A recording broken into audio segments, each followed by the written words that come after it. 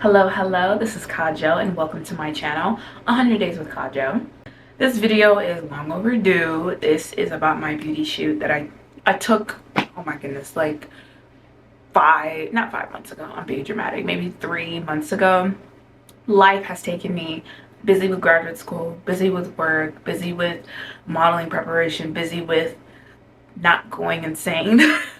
So I pushed off recording this, but I knew that as soon as I had like a little more free time, that I absolutely would. This semester is a lot easier, so I'm able to focus on my YouTube channel, and I'm here and I'm back, right? So we're going to talk about the beauty shoot. I'm going to show you photos that I took, my favorite ones. I'm not going to show you all of them. There was a lot that I had. And I'm going to tell you some tips and tricks with skincare, with outfits. It'll be a short video, but I wanted to make sure that you guys are tied in on my journey. And if there's anything else that you guys really want to know, just comment. And I have no issue making a video. I have all the time in the world. All the time in the world.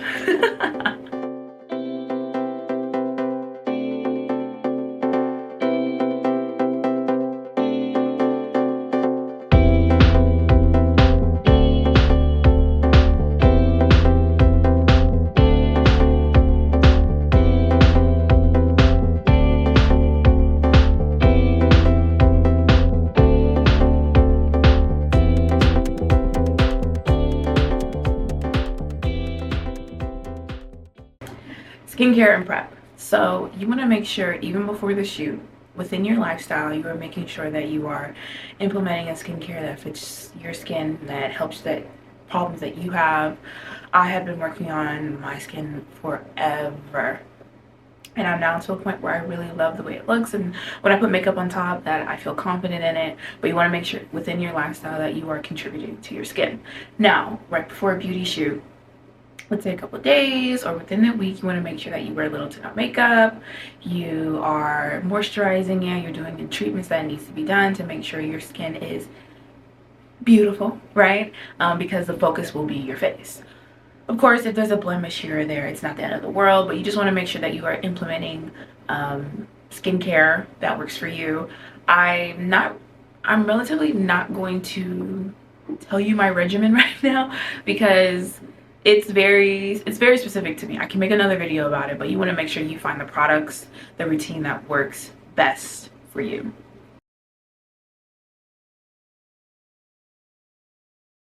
Okay, facial expressions. So facial expressions is something that a lot of people struggle with. And when you're doing beauty shoots, photo shoots, the focus is your face. So it's important that you don't look dead in the face. One thing you can do that will help you with smiling naturally, because generally beauty shoots are like, you know, more playful, flirty, youthful. You want to say the vowels, right? I heard this somewhere. I have no idea where I heard it from, but I do not take credit for creating this. So you go A, E, I, O, U. Like, it feels weird, but it gets you comfortable with like moving your mouth, your jaw, and your lips to smile. You want to make sure that your smile looks natural. So while you're taking your photos, you want to make sure that you like maybe take a break and like I don't know, stretch your jaw. So I know sometimes when I smile too much and too hard, it doesn't feel natural anymore, and I can feel myself like going like that. You know, you don't want that.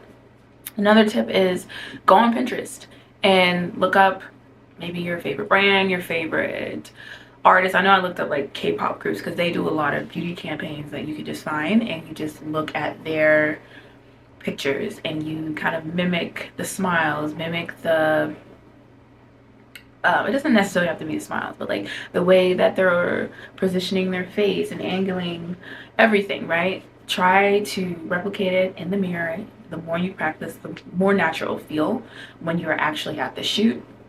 And it gives you a variety of things to do with your face, so you don't feel stuck, you don't feel like you're not giving enough. But as far as facial expressions go, there are two things I advise that you do. Practice the A, E, I, O, U, the vowels, that's one way, or use Pinterest as a starting point.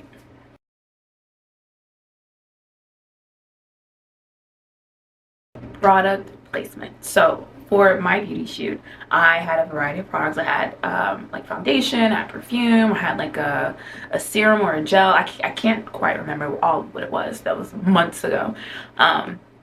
And I played around with it. Again, I use Pinterest as a reference just so I feel comfortable of like where to start, and then I kind of build out on my own. You have fun with it. You want to make sure that you have fun with it. That's generally when you get the best pictures out of it. But you want to make sure that you're positioning to your face to where it's not maybe cutting off your eye in a weird angle, or that you're showing the name correctly. Because when you do get booked with a client, you want to make sure that you're holding their product correctly. In one of my photos, I was holding a Dove moisturizer, and it was circular. And the photographer was telling me holding it up straight gives it a glare, so I had to tilt it forward, and it felt weird tilting it forward, but when the pictures came out, you could clearly see it. There was no glare, and it looked great. So you want to make sure that you kind of play around with how you want to hold it, like how you want to place it on your arm, and within your hand, on your jaw. Sometimes you'll see photos where it's like on the shoulder or the collarbone, or like above your head, or like kind of like behind you. You want to play around with that. Play around in the mirror and use Pinterest as it doesn't just have to be Pinterest, but I love Pinterest, but use Pinterest as a starting point for product placement. The goal for my beauty photo shoot, as I mentioned before, is to really market myself and say, hey, I can do this. And when they see products, they're like a variety of products, they're like, oh, she can do this. So definitely use Pinterest, buy different product shapes and sizes, and just play around with it and have fun.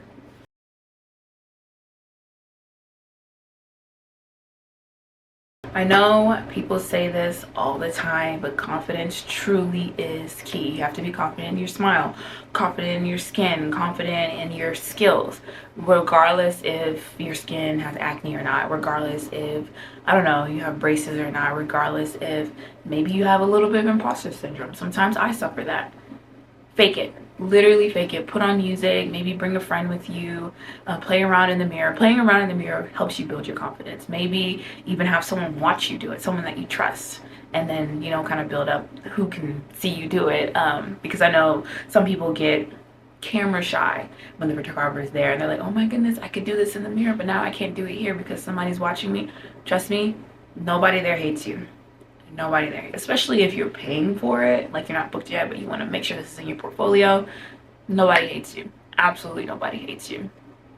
Definitely try to build up your confidence. Practice is key. The mirror and like booking with a photographer and just like really trying it out.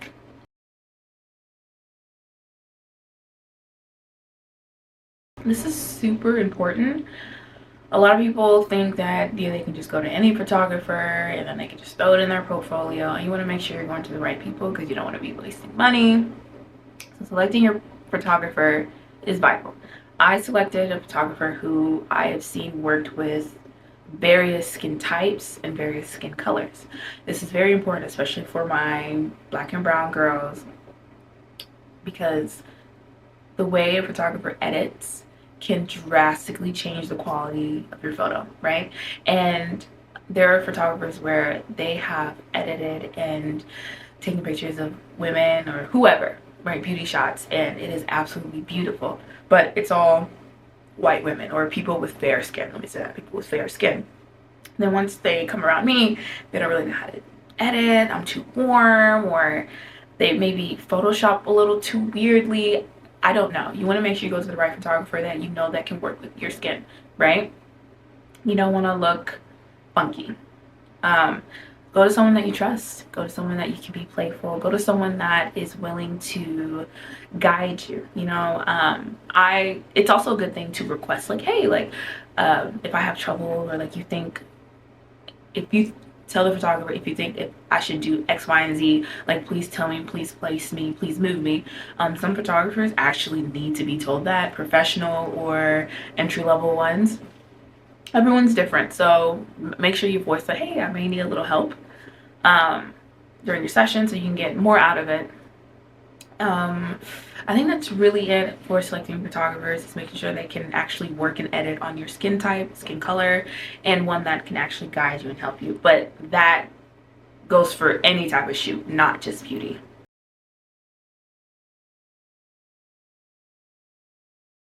for my outfits, I made sure I chose a variety of colors. White is always a great choice for a beauty shoot, right? That way the focus is less on you, more on the product. I like to do pink. I'll say a baby pink because it's just so cute. It's so girly. You often see it in commercials, and if it kind of goes with the product, it looks nice. It makes my skin look good and it ties me into the product. That's what I'm trying to say. It ties me and the product together. I think I did green. I think I did blue. You guys may not see all the photos, but I did a variety of colors, but make sure it's basic. I think the only interesting thing that should be about your shirt is the color and the neckline. So I had one that was a boat neck, right? Which is like a boat neck is like this, a v-neck, right? Crew neck, which I think is just like oval or half circle. I had one that was maybe like closer to my neck, you know, like the other ones were pretty low, but other ones closer to my neck. I didn't really do turtle for beauty. Rarely see turtle for beauty, but you want to make sure that that is the only interesting thing. Look, no patterns. Don't do any patterns, especially in the beginning. If you get booked with a client, it's not up to you what you're wearing, it's up to them. So if they want you to wear something floral, then they'll put you in something floral. However, for your portfolio, don't do that. Just keep it plain and simple and stick to colors that look great on you. I would also say stay away from neon. I personally think it looks a little trashy, may not be the word, but just it doesn't look nice, especially when you're very much in the beginning, you're testing it out, you're throwing something in your portfolio. You don't want something like neon throwing you off. Let's see. I think that's really it for shirts. Oh, last thing, almost forgot. You see how my background is white and my shirt is black? And I stand out a lot. You want to make sure you do that. So if you know you're about to use a white background, do not wear a white shirt. It looks weird. That's all I can say. It looks weird. Make sure your shirt is not the same color as the background. Now, sometimes it will be. That's up to the photographer's discretion. But you want to make sure that you have options to wear. If the photographer is like, yo, I only have white, and you only have white, and for some reason, your white shirt and the white background completely match, you'll look like you're part of the wall. You don't want that. So have a variety. White's always a good option to have, but have other colors. And that should be it as far as outfits.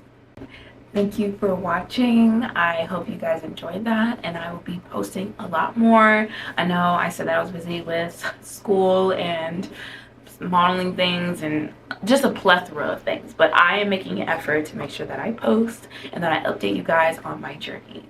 Again, thank you so much. Don't forget to like and subscribe.